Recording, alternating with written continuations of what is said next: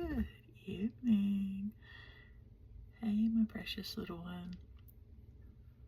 It is time for Genesis chapter 6. And this one's going to be the start of something that's going to be very interesting. So, we'll get started. Genesis chapter 6. Then the people began to multiply on the earth, and daughters were born to them. The sons of God saw the beautiful women and took any that they wanted as their wives. Ooh la la. Then the Lord said, "My spirit will not put up with humans for such a long time, for they are only mortal flesh. In the future, their normal lifespan will be no more than 120 years. So they're not going to live to be almost 1,000 years anymore because they keep doing wrong things. They keep sinning." In those days, and for some time after, giant Nephilites lived on the earth, for wherever the sons of God met with women, we'll keep it rated G here, they gave birth to children who became the heroes and famous warriors of ancient times. This next part is kind of sad. It says, "The Lord observed the extent of human wickedness on the earth, and he saw that everything they thought or imagined was consistently and totally evil. So the Lord was sorry he ever made them and put them on the earth. It broke his heart. It made him sad because they didn't want to follow after him. They wanted their own way." And verse 7 says, "And the Lord said, I will wipe this human race I have created from the face of the earth. Yes, and I will destroy every living thing, all the people, the large animals, the small animals that scurry along the ground, and even the birds of the sky. I am sorry I ever made them." Aww. God was so excited when he made all of that. He spoke it into being. And then they turned away from God. But verse 8 says that Noah found favor with the Lord. I love this. This is the account of Noah and his family. Excuse me. Noah was a righteous man, the only blameless person living on earth at that time. And he walked in close fellowship with God. Wow, he was the only blameless man, the only blameless person on the earth. But he loved God and he walked close with God. Verse 10, Noah was the father of 3 sons, Shem, Ham, and Japheth.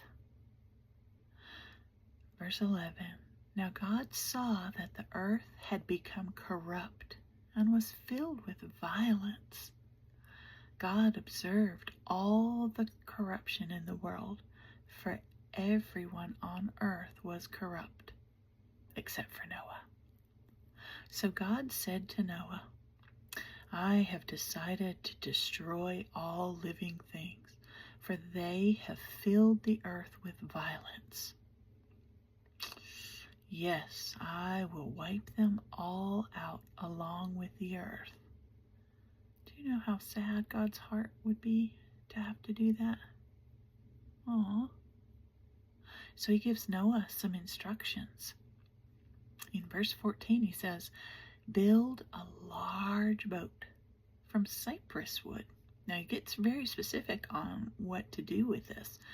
Build a large boat from cypress wood and waterproof it with tar, inside and outside.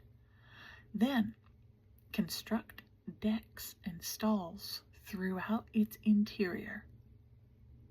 Make the boat 450 feet long, 75 feet wide, and 45 feet high. Then he told them to leave an 18-inch opening below the roof all the way around the boat. Put the door on the side and build 3 decks inside the boat, the lower, the middle, and the upper. And then God tells Noah something. He says, look, I am about to cover the earth with a flood that will destroy every living thing that breathes. Everything on earth will die. But I will confirm my covenant with you.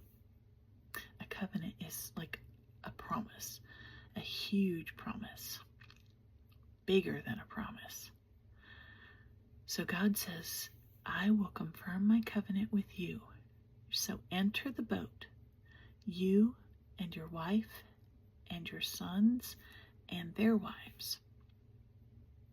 Bring a pair of every kind of animal, a male and a female, into the boat with you to keep them alive during the flood. So you had to bring a mama and a daddy so they could have kids later on. Verse 20, pairs of every kind of bird and every kind of animal and every kind of small animal that scurries along the ground will come to you to be kept alive. And be sure to take on board enough food for your family and for all the animals. And then the chapter ends out. So Noah did everything exactly as God commanded him. So he started building a boat, a big boat.